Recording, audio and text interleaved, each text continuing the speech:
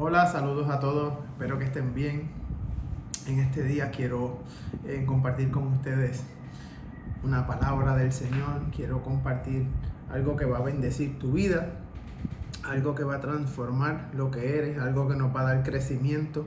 Es aquello que a través del Espíritu Santo viene a nuestro espíritu para fortalecernos y para guiarnos. Así que yo te doy la bienvenida.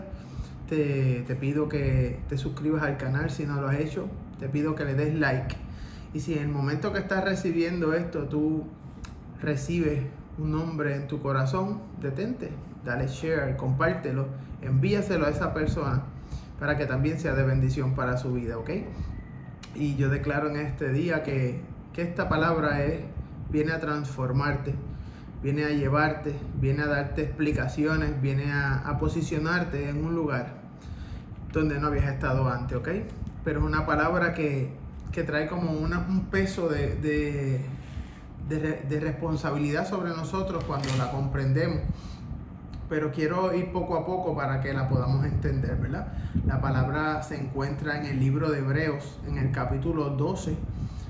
Voy a leer del versículo 15 al 17, pero en realidad al que le voy a dar énfasis es al 17. Lo voy a leer de la Biblia Pechita porque de todas las versiones que he leído es la que guarda la sustancia, ¿verdad? La que tiene una traducción que se puede entender lo que quiero llevar el fin que quiero llevar con esta enseñanza, ¿verdad? Vamos a leerlo y dice de esta manera. Dice, y estén alerta para que ninguno entre ustedes sea hallado falto de gracia de Dios, o no sea que brotando alguna raíz de amargura le cause daño a muchos y sean contaminados por ella, o que se encuentre entre ustedes algún fornicario o algún inestable como Esaú, que por una comida vendió su primogenitura. Porque ustedes saben que todavía después pretendía heredar la bendición, pero fue rechazado, aunque la procuró con lágrimas, porque ya no alcanzó oportunidad para la retracción. Wow, cuando yo leo esa palabra, no había visto una Biblia que tuviera una traducción en la cual uno pudiera entender esto de lo que yo le estoy hablando. Si nosotros miramos otras Biblias, quizás como la Biblia de las Américas, dice de esta manera en el versículo 17, porque sabéis que aún después, cuando quiso heredar la bendición, fue rechazado, pues no halló ocasión para el arrepentimiento, aunque la buscó con lágrimas. ¿Qué yo les quiero traer con esto? ¿Qué secreto, qué misterio envuelve esa palabra ahí? Estamos hablando de Saúl, ¿verdad? Esa palabra está en hebreo, está hablando de la obediencia, está hablando de la disciplina. Y está hablando de un evento que pasó en la Biblia, ¿verdad? Pasó en Génesis 25, que es el nacimiento de Esaú. Él era el hermano gemelo de Jacob. ¿Y qué pasa? Esaú, en ese momento de nacimiento, dice en el capítulo 25 de Génesis, versículo 25, dice, y salió el primero, pelirrojo, todo velludo como una pelliza, y llamaron su nombre Esaú. Esaú era el dueño, Esaú fue el que se le dio la oportunidad, Esaú era el primogénito. Quiere decir que él fue bendecido con la primogenitura. En este momento, ¿verdad?, en que nosotros estamos viendo este hecho histórico en la Biblia, Esaú poseía algo que simple y sencillamente ni él pudo haberlo adquirido por sus fuerzas, sino que le fue dado como un regalo de Dios. Y de igual manera que Esaú, nosotros hemos sido bendecidos por algo que el Señor nos ha dado, que es totalmente invaluable.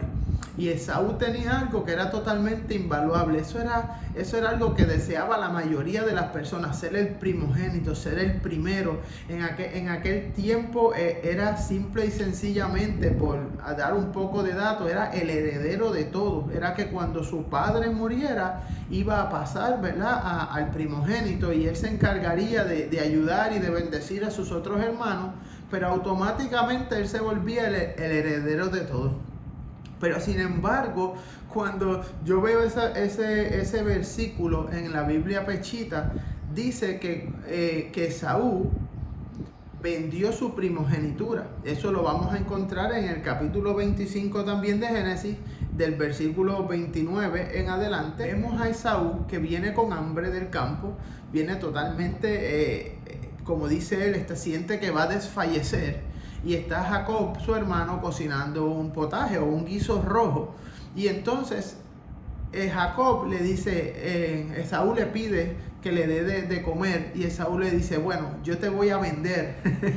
Yo te voy a vender este guiso por tu primogenitura. Y la palabra que habla ahí es que Esaú despreció su primogenitura y la vendió por pan con un potaje de lenteja. O sea, él vendió su bendición. Él vendió lo más sagrado, lo que Dios le había entregado como algo espectacular. Simple y sencillamente, él tenía hambre y su vientre gobernó lo que él tenía que hacer. Entonces, cuando nosotros vemos eso, la Biblia establece en Hebreos que él se arrepintió de haber hecho eso. Que simple y sencillamente fue un momento de locura, fue un momento en el que el hambre pudo más que su bendición. Y entonces dice que no hubo oportunidad de retracción. Y eso es lo que yo te quiero decir en esta mañana y de lo que te quiero hablar. Estamos viviendo unas temporadas donde la gente está abusando o malinterpretando o mal aplicando lo que es la gracia del Señor para su vida. Siempre nos dicen, no, el Señor te devolverá todo. No te preocupes, no. Sé pasivo porque el Señor ama. El Señor es Santa Claus. Y perdonen que use esto, es aquel que te trae regalo aunque tú no obedezcas, es aquel que le trae regalo al niño aunque todo el año se haya portado mal, es aquel que le trae regalo al niño aunque no se esforzó para las notas, es aquel que no importa cuál sea tu conducta, él no va a romper ley, él no va a romper su corazón de regalar, porque él no tiene leyes, él es inicuo, porque una persona que no tiene ley tiene iniquidad, ¿verdad? Es aquel que no tiene ley, y así es la forma en la que la gente ve a Santa Claus y es lo que le ha aplicado a Dios. Pero Dios es un Dios de orden, es un Dios de estatutos, es un Dios de leyes, es un Dios de preceptos, ¿verdad? Es un Dios amoroso, y dentro del amor Dios entra a lo que se llama la disciplina, y la disciplina es para llevarnos a ser la imagen y la semejanza que Él dijo en el Génesis que nosotros somos de Él.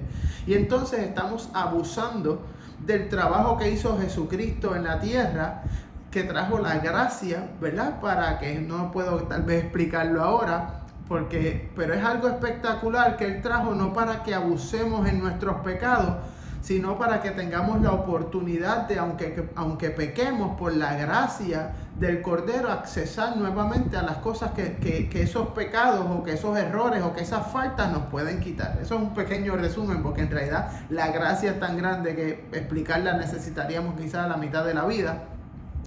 Pero entonces, cuando nosotros estamos siendo aconsejados de una manera como esa, yo consigo en la Biblia que eso no es verdad. Sí, nosotros podemos ir a otro tipo de pasajes en los cuales sí se da esa oportunidad. Si nosotros vamos al libro de Joel, el capítulo 2, el versículo 24, dice de esta manera, o el versículo 25 dice, os restituiré los años que devoró el saltón, el saltamonte, el cigarrón y la langosta. En ese momento Dios está hablándole al pueblo y le está diciendo, sí, tú perdiste algo y yo te lo voy a restaurar. Aún el tiempo, aún los años, yo te lo voy a restaurar. Pero no es que todo lo que está en nuestra vida puede ser restaurado. Esa es la gran mentira y en la cual la gente vive, como dice ese pasaje. Dice que no sea hallado entre nosotros ni fornicario ni algún inestable. Una persona inestable o de doble ánimo es aquella que hoy está bien deseosa de buscar los regalos de Dios, el propósito de Dios, y mañana si se le cae el rancho no le importa. Entonces la gente te dice, no importa, tranquilo, que todo lo que tú perdiste el Señor te lo va a devolver. Eso es una mentira. No todo lo que tú pierdes el Señor te lo va a devolver. Ahí vemos totalmente en la Biblia cómo Esaú no pudo recuperar su bendición, aunque la añoró con lágrimas. Dice que aunque él se arrepintió, él tuvo derecho a arrepentirse, pero no tuvo derecho a recuperar aquello que había perdido. Y entonces la gente nos está invitando a vivir una vida de doble ánimo, a vivir una vida inestable, como si todo lo que nosotros, Dios nos da, lo pudiéramos recuperar. Y sí, yo no te puedo decir que por este versículo tú no puedes recuperar nada de lo que perdiste. Pero también este versículo nos indica que hay cosas que vamos a perder que no vamos a poder recuperar.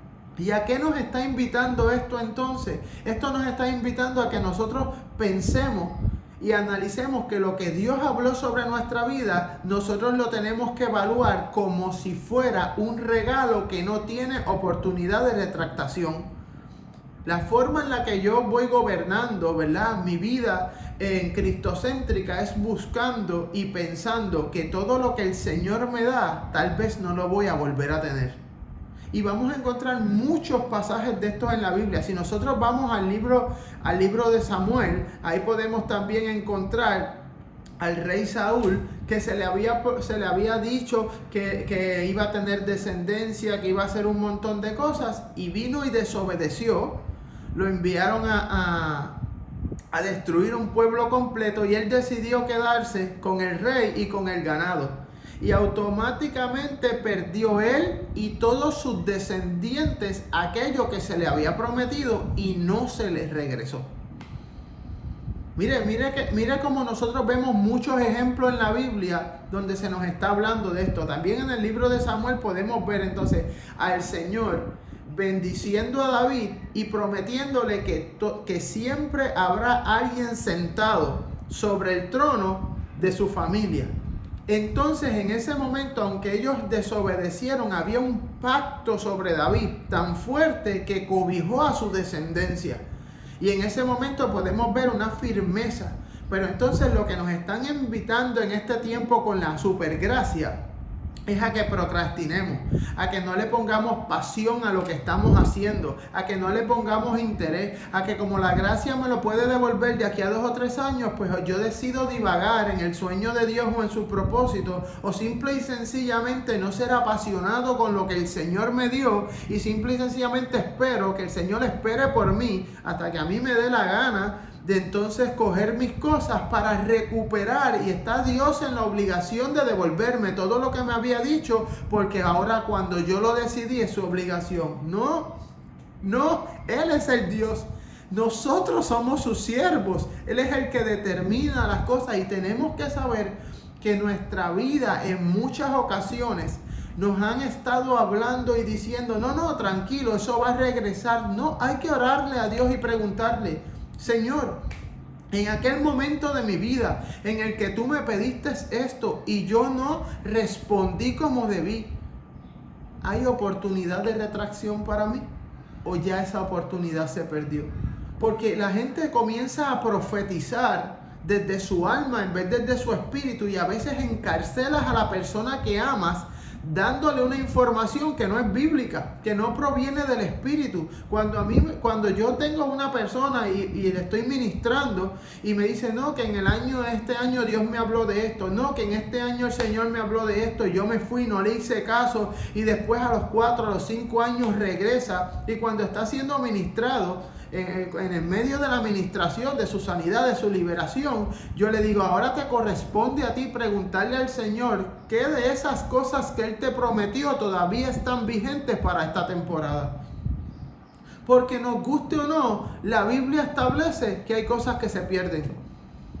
Y si yo te digo a ti ministrándote que las sigas reclamando, yo voy a frustrarte, y lo que va a venir sobre ti es un pensamiento de que Dios no es veraz y de que Dios no cumple lo que promete, porque hace 4 años te prometió algo y yo como ministro del Señor te estoy diciendo que Él te lo va a devolver cuando ya eso perdió su oportunidad.